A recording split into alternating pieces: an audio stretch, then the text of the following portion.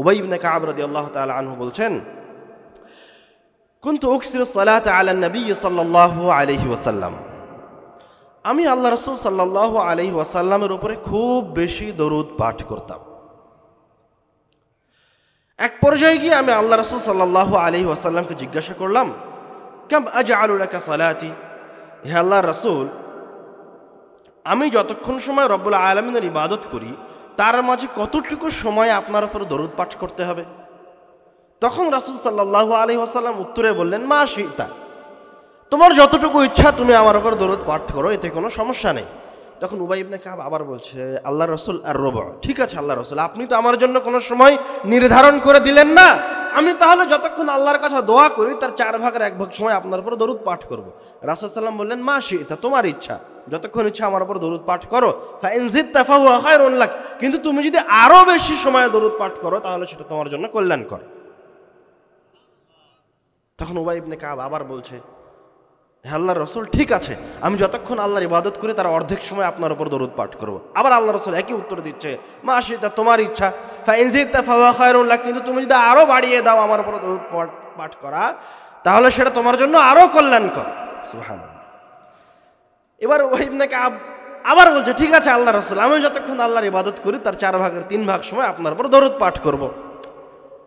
আল্লাহ রাসূল সাল্লাল্লাহু আলাইহি ওয়াসাল্লাম আবার একই উত্তর দিলেন, মা শিতা, তোমার ইচ্ছা, যতক্ষণ ইচ্ছা দরুদ পাঠ করো। ফাইন জিদতা ফাহুয়া খায়রুন লাক, কিন্তু তুমি যদি আরো বেশি আমার উপর দরুদ পাঠ করো তাহলে সেটা তোমার জন্য আরো কল্যাণকর। সুবহানাল্লাহ।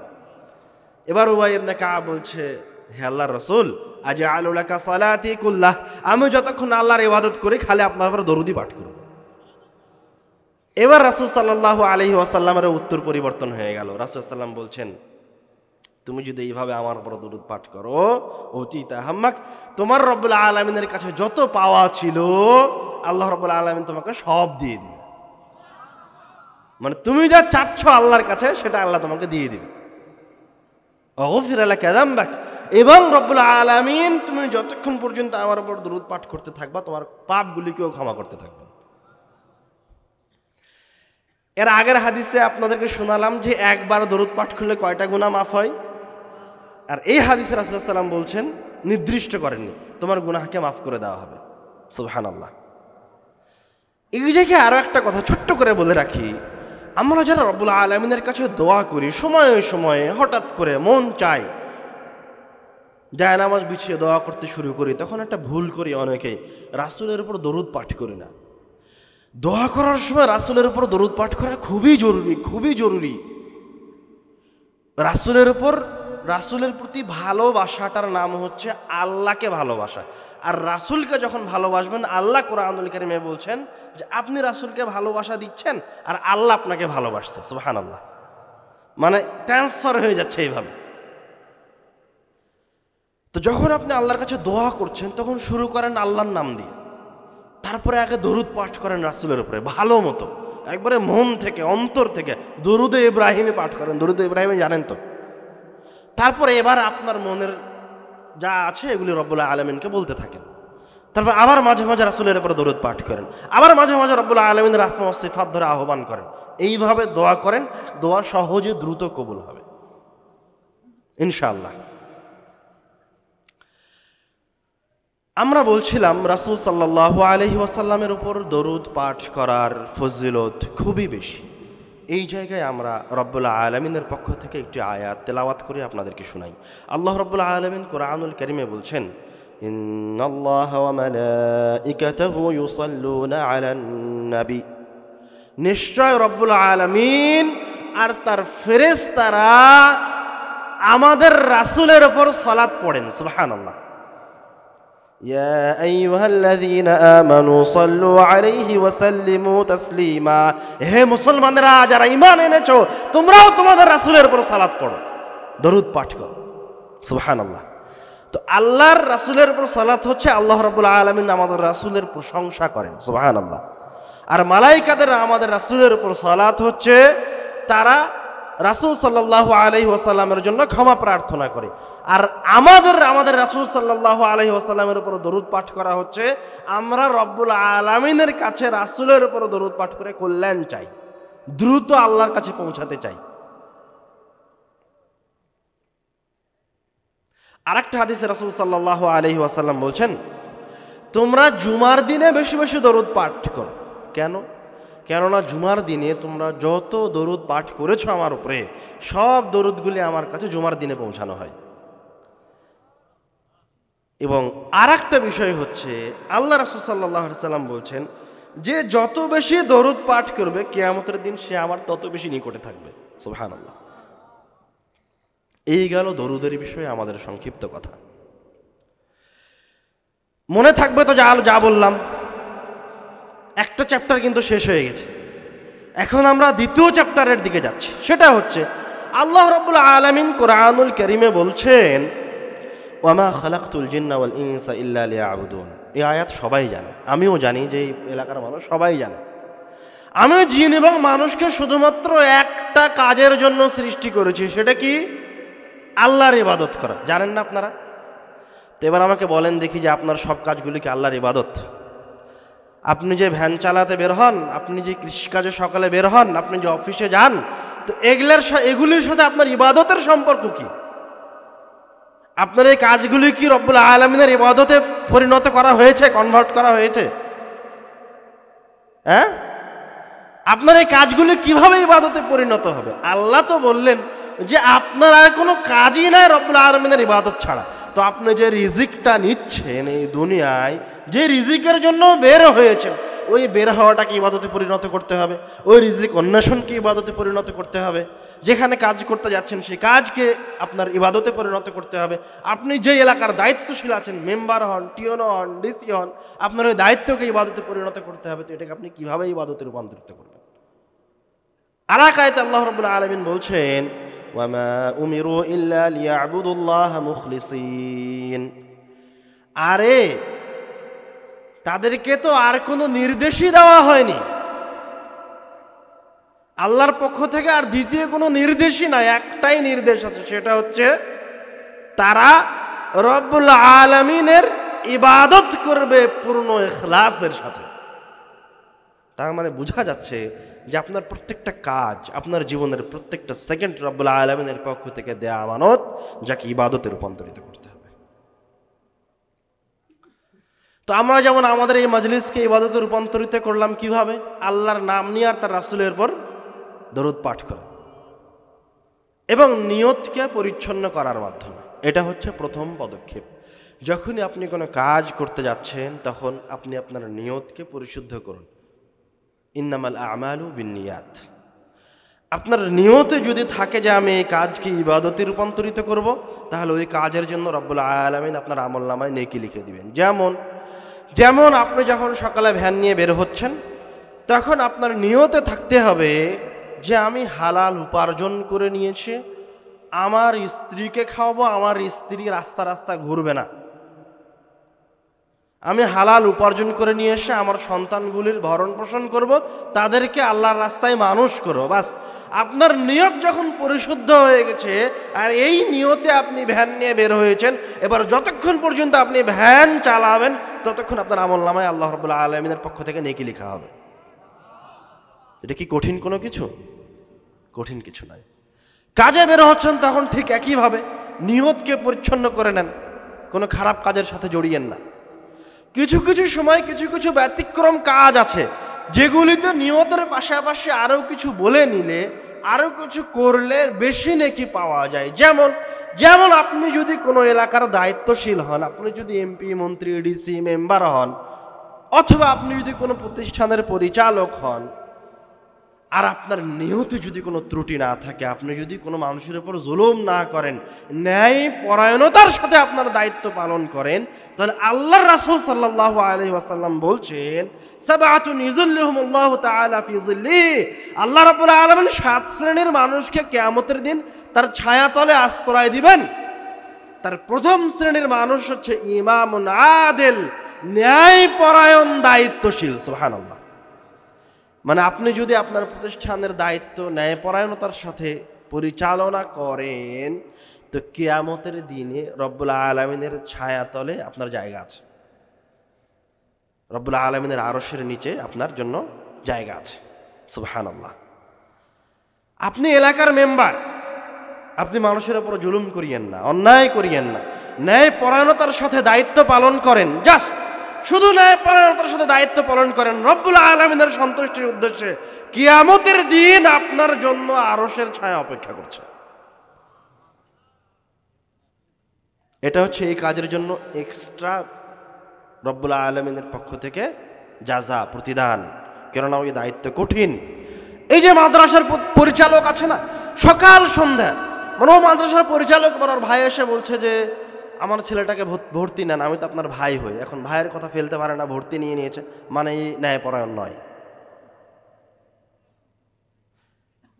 এলাকায় একজন ওই ছেলেটার চাইতে বেশি অসহায় আছে, ওই ছেলেটাকে ফ্রি করেনি, কিন্তু ওর যেটা কাছের মানুষ অথবা তাকে যে 10টা টাকা দিয়েছে, ভালো সম্পর্ক আছে, ওর ছেলেটাকে ফ্রি করে দিয়েছে, অথচ ফ্রির খাওয়ার হক রাখে না, ও আবার আর ন্যায়পরায়ণ নয়।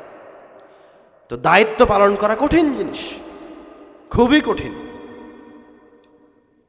এই জন্য তার বিনিময়, ওই কাজের বিনিময় অনেক বড়, অনেক বেশি। এইভাবে আরও কিছু কাজকে আরও বেশি ফলপ্রসূ করা যায়। যেমন আপনি যখন বাড়ি থেকে সফরের উদ্দেশ্যে বের হচ্ছেন তখন বলেন বিসমিল্লাহি তাওয়াক্কালতু আলাল্লাহ লা হাওলা ওয়ালা কুওয়াতা ইল্লা বিল্লাহ। আল্লাহ রাসূল সাল্লাল্লাহু আলাইহি ওয়াসাল্লাম বলছেন, যেই ব্যক্তি এই দোয়া পাঠ করে বাড়ি থেকে বের হলো, বিসমিল্লাহি তাওয়াক্কালতু আলাল্লাহ, হে আল্লাহ আপনার নামে আমি বাড়ি থেকে বের হচ্ছি, তাওয়াক্কালতু আলাল্লাহ আপনার উপর ভরসা করেছি, লা হাওলা ওয়ালা কুওয়াতা ইল্লা বিল্লাহ, আপনার শক্তি ছাড়া, আপনার ক্ষমতা ছাড়া, আপনার চেষ্টা প্রচেষ্টা ছাড়া আর কোনো ক্ষমতা, আর কোনো শক্তি নাই। আল্লাহ রাসূল সাল্লাল্লাহু আলাইহি ওয়াসাল্লাম বলেছেন, আপনি এই দোয়া পড়ে বের হয়েছেন, হুদিয়া আল্লাহর পক্ষ থেকে আপনাকে হেদায়েত দেওয়া হয়েছে। আল্লাহর পক্ষ থেকে আপনার উপায়কে, আপনার এই সফরকে সহজ করে দেওয়া হয়েছে, উপায় বাতলে দেওয়া হয়েছে। সুবহানাল্লাহ। 3, আল্লাহ রাব্বুল আলামিনের পক্ষ থেকে এই সফরে আপনার উপর যে বিপদ আপতিত হওয়ার কথা ছিল সেটাকে তুলে নেওয়া হয়েছে। 1, 2, 3টা বড় বড় উপকার শেষ হয়নি এখন। আল্লাহ রাসূল বলছে, আপনি যখন এই দোয়া পাঠ করে বাড়ি থেকে বের হলেন, তো এতক্ষণ পর্যন্ত যেই শয়তান আপনাকে পথভ্রষ্ট করার জন্য, আপনাকে ওয়াসওয়াসা দেওয়ার জন্য ছিল, ওই শয়তানটা আপনার এই দোয়া পড়ার সাথে সাথে পালিয়ে গেছে। শুধু পালিয়ে যায়নি, এখন আপনি যতক্ষণ পর্যন্ত সফরে আছেন, যখন অন্য কোনো শয়তান আপনাকে ডিস্টার্ব করার জন্য, আপনার ক্ষতি করার জন্য আসবে, তখন যে শয়তান আপনার কাছ থেকে পালিয়ে গেছে, ওই শয়তানকে গিয়ে বলবে, আরে তুমি ওর কি করতে পারো, ওকে তো রব্বুল আলামিনের পক্ষ থেকে হেদায়েত দেওয়া হয়েছে, উপায় বাতলে দেওয়া হয়েছে, তাকে নিরাপত্তা দান করা হয়েছে, ওর ক্ষতি করার মতো আর কিছু নাই। সুবহানাল্লাহ। এগুলি হচ্ছে আপনি যখন কাজে বের হচ্ছেন বা বিভিন্ন ধরনের কাজ করতে যাচ্ছেন, তখন বিভিন্ন ধরনের সুন্নাত, বিভিন্ন ধরনের দোয়া পাঠ করার ফজিলত রাসূল সাল্লাল্লাহু আলাইহি সাল্লাম শিখিয়ে দিয়েছেন, কিভাবে আপনার প্রত্যেকটা কাজকে আপনি ইবাদতে রূপান্তরিত করতে পারেন, কিভাবে প্রত্যেকটা কাজ থেকে আপনি বেশি বেশি ফায়দা হাসিল করতে পারেন, উপকার লাভ করতে পারেন, কিভাবে আপনি সহজে জান্নাতে যেতে পারেন। মানে আল্লাহ তো চায় যে আপনি জান্নাতে যান, শুধু আপনার করতে বাকি। রাসূল কত কত কত সহজ করে দিয়েছে, কত দোয়া বলে দিয়েছে, কত সূরা বলে দিয়েছে জান্নাতে যাওয়ার জন্য, জান্নাতের পথকে সহজ করে দেওয়ার জন্য। আপনি খালি পড়েন না বিধায় পারছেন না জান্নাতে যেতে, পড়লেই পারবেন, পড়লেই সহজ। যেমন রাসূল সাল্লাল্লাহু আলাইহি ওয়াসাল্লাম বলছেন, মান ক্বারা সূরাতাল কাহফি ফি ইয়াউমিল জুমআহ, যে ব্যক্তি জুমার দিনে সূরা কাহফ তেলাওয়াত করে, আদা আলাহু নূরুন মা বাইনাল জুমআতাইন, তার জন্য ওই জুমা থেকে আরেক জুমা আসা পর্যন্ত তার ঈমানটাকে আলোকিত করে দেওয়া হয়। সুবহানাল্লাহ। মানে এই জুমায় আপনি সূরা কাহফ তেলাওয়াত করেছেন, আগামী জুমা পর্যন্ত আপনার ঈমান আলোকিত অবস্থায় আছে, এর মাঝে যদি আপনি মারা যান তো আপনার ঈমানটা সুন্দর অবস্থায় আছে।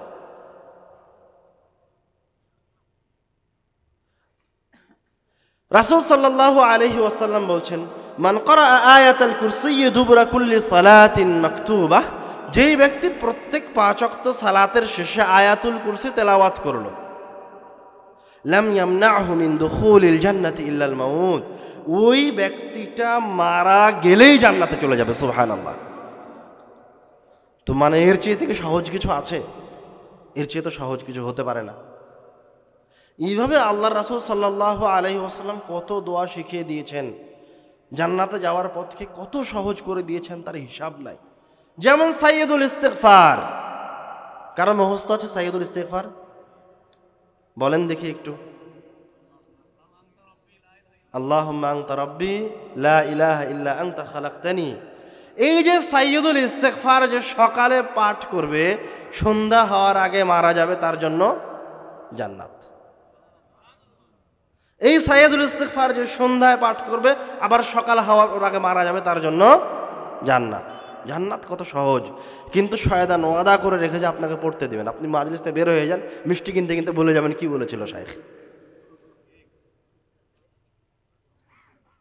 তো আপনাকে এর জন্য শক্ত প্রস্তুতি নিয়ে থাকতে হবে, কোনোভাবেই যেন শয়তান আপনাকে ভুলিয়ে দিতে না পারে, কোনোভাবেই যেন শয়তান আপনার উপর জয়ী না হতে পারে। যে কোনোভাবেই হোক মনে রাখতেই হবে, ছেলেকে বলতে হবে, বউকে বলতে হবে, সবাইকে অভ্যস্ত করে তুলতে হবে সকাল সন্ধ্যার দোয়ার উপরে, সবাইকে অভ্যস্ত করে তুলতে হবে সালাতের উপরে। একজন আরেকজনকে মনে করে দিবেন, সপ্তাহে একদিন সবাই মিলে বসবেন, বসে বৈঠক করবেন, বৈঠক করে কোন একটা বই পাঠ করবেন। আমার মনে আছে যখন আমরা ছোট ছিলাম, তখন আমাদের বাড়িতে নিয়মিত বৈঠক হতো। আব্বু আম্মু থাকতো, আমরা 3-4-5 ভাই বোন থাকতাম। তো আমরা হামসানা বলে বৈঠক শুরু করতাম, সবার কিছু বিষয় থাকতো, সেই বিষয়গুলোর উপর কথা বলতো, কিছু বলতো, এতে করে চর্চা থাকে। এটা প্রত্যেকটা পরিবারে হওয়া উচিত। আপনার বাড়িতে 3টা ছেলে আছে, একজনকে বলবেন তোমার জন্য এই হাদিসটা মুখস্থ করার দায়িত্ব, তোমার উপর এই সূরাটা মুখস্থ করার দায়িত্ব, তোমার উপর কোরআনুল কারীম তেলাওয়াত করার দায়িত্ব। এবার আপনি ইন্নাল হামদুলিল্লাহ ওয়াসসালাতু ওয়াসসালামু আলা বলে আপনার ওয়াসসালাতু ওয়াসসালামু আলা ইন্নাল হামদুলিল্লাহ ওয়াসসালাতু ওয়াসসালামু আলা মান লা নাবিয়্যা বা'দা,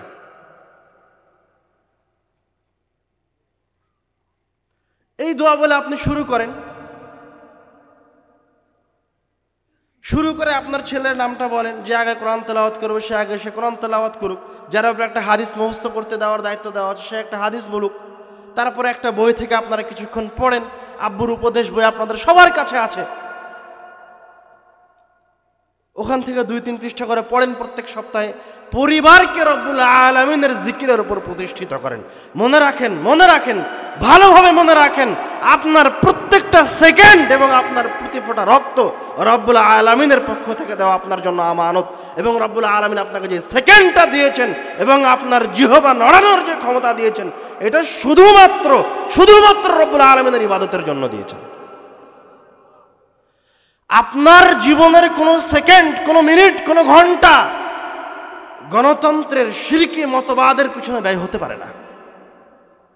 আপনার সন্তান আপনি বেঁচে থাকতে কোনোদিন কোনো বদমাইশের নাম নিয়ে বলতে পারে না উমুকের চরিত্র ফুলের মতো পবিত্র। মানে আপনাকে মনে করে নিতে হবে যে আপনি মরে গেছেন আপনার সন্তান যদি এই কথা বলে, আপনি আর বেঁচে নাই।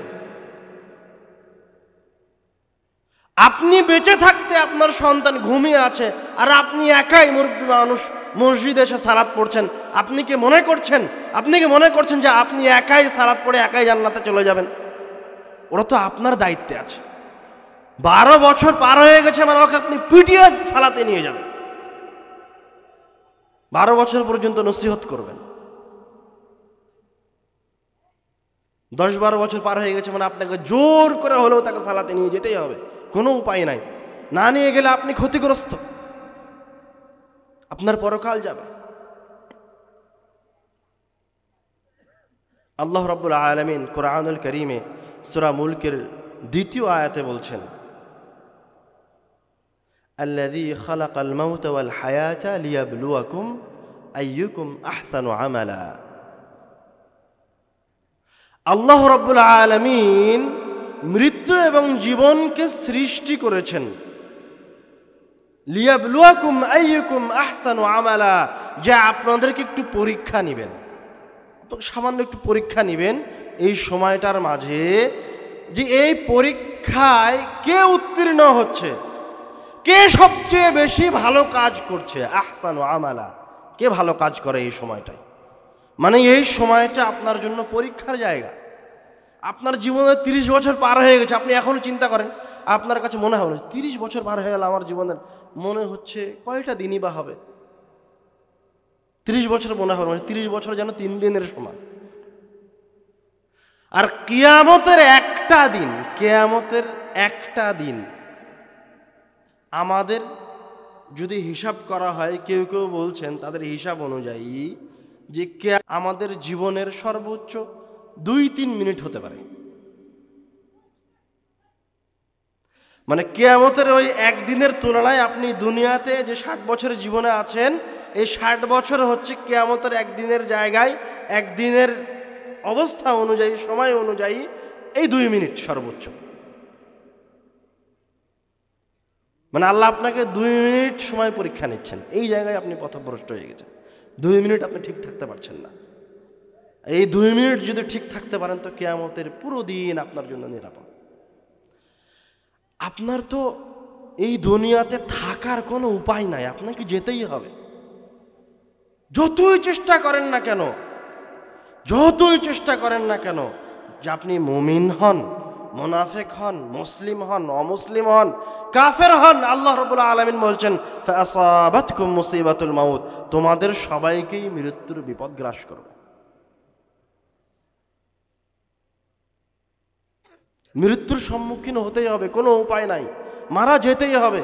আর মৃত্যু হচ্ছে সবচেয়ে কঠিন। যে জায়গায় মুমিনও কষ্ট পাবে, আবার মুনাফিক, ইহুদি, খ্রিস্টানও কষ্ট পাবে। ওটা হচ্ছে এই পরীক্ষায় শেষ হওয়ার সময়। পরীক্ষার হলে যেমন আপনার কাছ থেকে আপনার অ্যান্সার শেষ হওয়ার আগে পরীক্ষক খাতা কেড়ে নিলে ওই সময় খুব কষ্ট হয়, আপনি কান্নায় ভেঙে পড়েন, তো মৃত্যু হচ্ছে আপনার জন্য ওই রকম। এই পরীক্ষার সময় শেষ হওয়ার প্রথম ধাপ। সাহাবায়ে কেরাম বলছে, ওসমান রাদিয়াল্লাহু তাআলা আনহু যখন কোনো কবরের পাশে দাঁড়াতেন, বাকা হাত্তা তাবুল্লা লিহয়াতাহু, এত কান্না করতেন যে তার দাড়ি ভিজে যেত কান্নায়।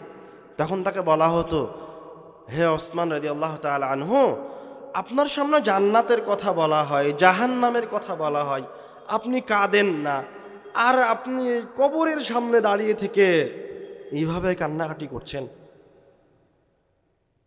তখন ওসমান রাদিয়াল্লাহু তাআলা আনহু বলছেন, রাসূল সাল্লাল্লাহু আলাইহি ওয়াসাল্লাম বলেছেন, কবর হচ্ছে আউয়ালু মানজিলিন মিন মানাজিলিল আখিরাহ, আরে এই কবর হচ্ছে পরকালীন জীবনের প্রথম ধাপ। ফা ইন নাজা মিনহা, কেউ যদি এই জায়গায় বেঁচে যায় তাহলে তার পরের ধাপগুলি তার জন্য আরো সহজ হয়ে যাবে। আর যদি এই জায়গায় কেউ ধরা পড়ে যায় তো তার জন্য পরের জীবন আরো বেশি কঠিন। আসমা বিনতে আবু বকর রাদিয়াল্লাহু তাআলা আনহুমা বলছেন, কামা রাসূলুল্লাহ সাল্লাল্লাহু আলাইহি ওয়াসাল্লাম খাতিবান, আল্লাহ রাসূল সাহাবীদেরকে নসিহত করার জন্য, খুতবা দেওয়ার জন্য দাঁড়ালেন। ফাযাকারা ফিতনাতাল মাউত, দাঁড়িয়ে মৃত্যুর ফিতনা সম্পর্কে বলতে লাগলেন। ফালাম্মা যাকারা যালিক, যখন আল্লাহ রাসূল সাল্লাল্লাহু আলাইহি ওয়াসাল্লাম মৃত্যুর ফিতনা সম্পর্কে বলছেন, কবরের কথা বলছেন, দাজ্জাল মুসলিমুনা দাজ্জা, এক পর্যায়ে গিয়ে আল্লাহ রাসূলের সাহাবীরা কান্নাকাটি শুরু করে দিল। মসজিদে নববীর ভিতর হু হু করে আওয়াজ হচ্ছে। তাদের কান্নার আওয়াজ এত বেশি হয়ে গেল যে রাসূল সাল্লাল্লাহু আলাইহি ওয়াসাল্লামের শেষ কথাগুলি আর শোনা যাচ্ছিল না কানে। দেখেন, যারা কবরের ফিতনার কথা মনে করে, কবরের কথা স্মরণ করে কান্না করছে, তো যে কবরের কথা বলছে সে পৃথিবীর সবচেয়ে শ্রেষ্ঠ মানুষ, সে রব্বুল আলামিনের কাছে সবচেয়ে শ্রেষ্ঠ সৃষ্টি। রব্বুল আলামিনের কাছে মুহাম্মদ সাল্লাল্লাহু আলাইহি ওয়াসাল্লামের চেয়ে প্রিয় কোনো কিছু নাই। আর যারা হু হু করে কাঁদছে কবরের কথা শুনে, তারা ওই শ্রেষ্ঠ মানুষের সর্বশ্রেষ্ঠ অনুসারী। তারা আগেও কোনোদিন এত শ্রেষ্ঠ অনুসারী আসেনি, তার পরেও কোনোদিন আসবে না। তারা কবরের কথা মনে করে হু হু করে কাঁদছে। عن البراء بن عازب رضي الله تعالى عنه قال, বারা বিন আযিব রাদিয়াল্লাহু তাআলা আনহু বলছেন, আমরা আল্লাহ রাসূল সাল্লাল্লাহু আলাইহি ওয়াসাল্লামের সাথে একটা জানাজায় আছি। ফাজালাসা সাল্লাল্লাহু আলাইহি ওয়াসাল্লাম আলা শাফিরিল কবর, আল্লাহ রাসূল সাল্লাল্লাহু আলাইহি ওয়াসাল্লাম কবরের কিনারায় বসে গেলেন। ফাবাকা, কবরের কিনারায় বসে আল্লাহ রাসূল কাঁদতে লাগলেন। হাত্তা বাল্লা সারা, এত কাঁদলেন যে আল্লাহ রাসূলের চোখের অশ্রু যে জায়গায় পড়ছিল ওই জায়গার মাটিগুলি ভিজে গেল। সর্বশ্রেষ্ঠ মানুষ, যার সব পাপ ক্ষমা হয়ে গেছে, যে আল্লাহর কাছে সবচেয়ে প্রিয় ব্যক্তি, যার শাফাত ছাড়া কিয়ামতের দিনে বিচারই শুরু হবে না, যাকে রব্বুল আলামিন পরকালে হাউজে কাউসার দিয়েছেন, যাকে রব্বুল আলামিন তার সকল নবী রাসূলদের সরদার করে দিয়েছেন, ওই ব্যক্তিটা এইভাবে কবরের কিনারে বসে কান্নাকাটি করছে। তাহলে এবার আপনি চিন্তা করেন কবর কতটা ভয়াবহ, কবর কত ভয়ঙ্কর জায়গা।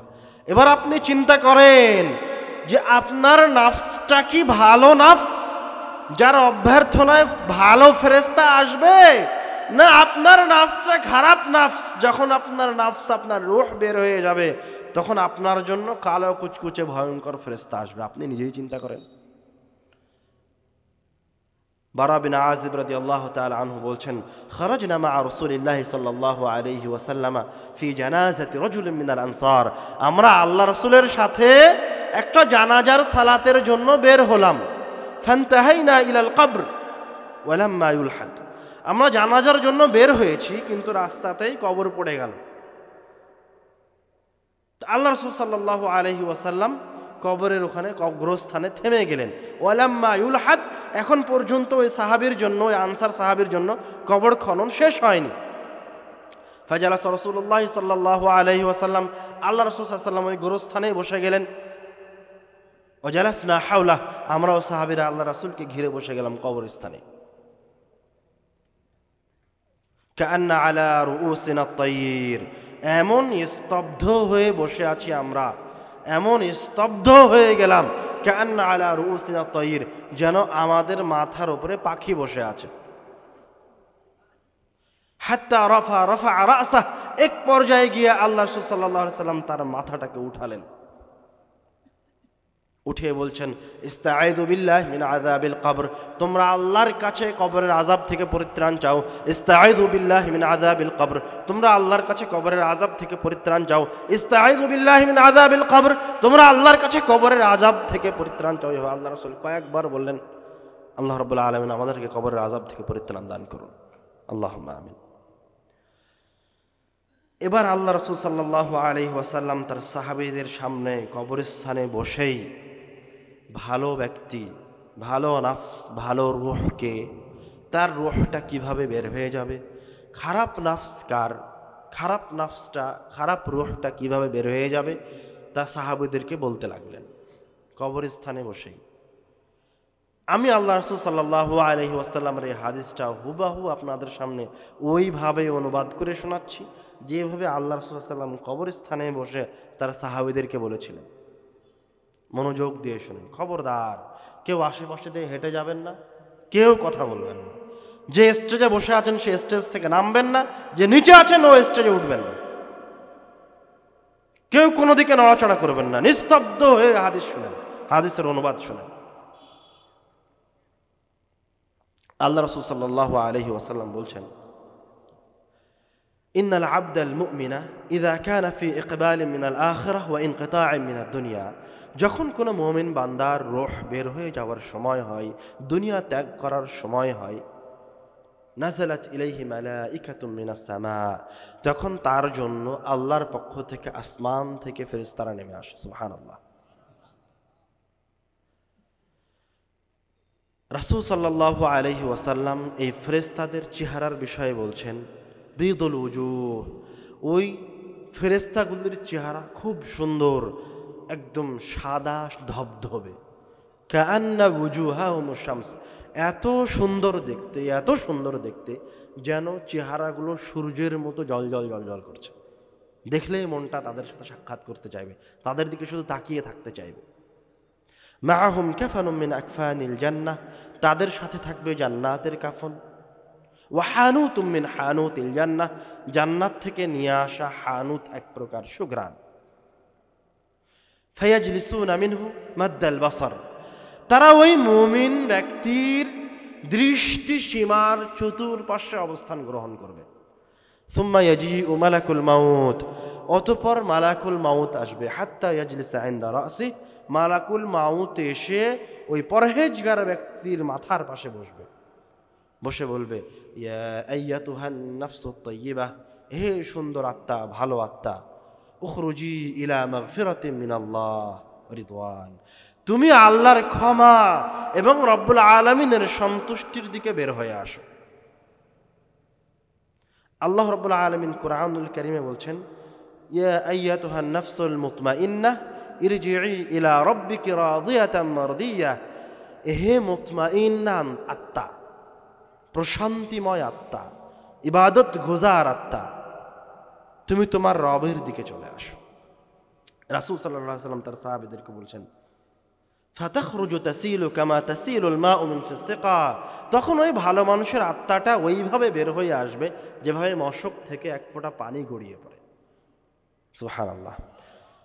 ফায়াখুযুহা, তখন মালাকুল মাউত ওই রূহটাকে তার হাতে নিয়ে নেবেন। ফালাম ইয়াদাউহা ফি ইয়াদিহি তারাফাত আইন, কিন্তু ওই যে ভালো ফেরেশতাগুলি তার পাশে অবস্থান গ্রহণ করেছিল, ওরা মালাকুল মউতের হাতে ওই সুন্দর আত্মাটাকে এক সেকেন্ড, তারাফাত আইন, চোখের পাতা খুলে বন্ধ হতে যতক্ষণ সময় লাগে এতক্ষণ সময় রাখবে না, আর মালাকুল মউতের হাত থেকে আত্মাটা তাড়াতাড়ি করে নিয়ে নেবে। ফায়াজআলুহা ফি যালিকাল কাফান, এ দিয়ে ওই আত্মাটাকে জান্নাত থেকে নিয়ে আসা ওই কাফনের ভেতরে রাখবে। যালিকাল হানুত, জান্নাত থেকে নিয়ে আসা ওই সুঘ্রাণের মাঝে রাখবে। ফায়াখরুজু মিনহা কাআতয়াবি নাফহাতি মিসকিন উজিদাত আলা ওয়াজহিল আরদ, যখন ওই সুন্দর ইমানদার আত্মাকে ওই কাফনের ভিতর রাখা হবে তখন এত সুন্দর ঘ্রাণ বের হতে থাকবে, এত সুন্দর ঘ্রাণ পৃথিবীর কোথাও নাই। ফায়াসআদুনা বিহা, অতঃপর এই সুন্দর ফেরেশতারা এই রূহটাকে নিয়ে আসমানের দিকে যাত্রা শুরু করবে। ফালা ইয়ামুরুনা বিহা আলা মালাইন মিনাল মালাইকাতি ইল্লা ক্বালু, যখনই তারা কোনো ফেরেশতাদের পাশ দিয়ে যাবে, ফেরেশতার দলের পাশ দিয়ে যাবে, তখন ওই ফেরেশতার দল জিজ্ঞাসা করবে, মা হাযার রূহুত তাইয়্যিব, আরে এই সুন্দর সুঘ্রাণযুক্ত আত্মাটা কার গো? তখন এই ফেরেশতারা বলবে, ফুলান ইবনু ফুলান বিআহসানি আসমাইহি আল্লাযী কানু ইউসাম্মুনাহু ফিদ দুনিয়া, তখন ওই ফেরেশতারা বলবে যে এটা হচ্ছে অমুকের সন্তান অমুক, তার সবচেয়ে ভালো নামটা উল্লেখ করবে, বলবো যে আব্দুল্লাহর ছেলে মুহাম্মদ, খালিদের ছেলে আহমদ, এটা হচ্ছে মুহাম্মাদের ছেলে আব্দুল্লাহর রূহ গো। তার সবচেয়ে সুন্দর যে নামটা ছিল দুনিয়াবী জীবনে, ওই নামটা তারা বলবে। এই জায়গায় আপনাকে একটা কথা জিজ্ঞাসা করি, এখন তো আপনি আপনার সন্তানের নামটাই দুনিয়াবী জীবনে রেখেছেন সবচেয়ে খারাপ নামটা, তো মালায়েকারা ওকে কি ধরে ডাকবে ওকে? মানে আপনার ছেলের নাম তো দীপ্ত, প্রত্যয়, রিভার, তো আপনার ছেলের নামের তো কোনো অর্থই নাই। মানে ওরা আপনি শুরুই করেছেন, ওর শুরু দেখেই বোঝা যাচ্ছে যে আপনি ওকে পথভ্রষ্ট করার নিয়তে জন্ম দিয়েছেন। নাউজুবিল্লাহ। এই জন্য আল্লাহ রাসূল যখনই কোনো সাহাবীর নাম দেখতেন যে তার নামটার কোনো অর্থ নাই, মন্দ নাম বা ভালো নাম নয়, তখন সাথে সাথে তার নামটাকে পরিবর্তন করে দিতেন। মানুষের নামের খুব গুরুত্ব আছে, খুবই গুরুত্ব আছে। আমরা ওই দিকেই ফিরে যাই। এইভাবে ফেরেশতারা ওই সুন্দর রূহটাকে নিয়ে উপরের দিকে যেতে থাকবেন। হাত্তা ইয়ানতাহুনা বিহা ইলা সামাঈদ দুনিয়া, এক পর্যায়ে গিয়ে তারা দুনিয়ার আসমানে পৌঁছে যাবেন। ফায়াস্তাফতিহুনা লাহু, এবং দুনিয়ার আসমানের গেটে গিয়ে নক করবেন, আরে একজন আত্মাকে নিয়ে আসা হয়েছে, গেট খুলে দাও। তখন এই আত্মার জন্য আসমানের দরজাকে খুলে দেওয়া হবে। সুবহানাল্লাহ। ফায়ুশাইয়ুহু মিন কুল্লি সামাইন মুকাররিবুহা, যখন আসমানের দরজা খুলে দেওয়া হবে তখন ওই আসমানে আরো যে সমস্ত ফেরেশতারা অবস্থান করছিল, ওরা এত সুন্দর আত্মাকে দেখে তারা ওই আত্মাকে অভ্যর্থনা জ্ঞাপন করবে এবং তাকে পরের আসমান পর্যন্ত পৌঁছে দিবে। সুবহানাল্লাহ। এইভাবে তাকে দ্বিতীয় আসমান, তৃতীয় আসমান, সপ্তম আসমান রব্বুল আলামিনের কাছে পৌঁছে দেওয়া হবে এই আত্মাকে। সুবহানাল্লাহ।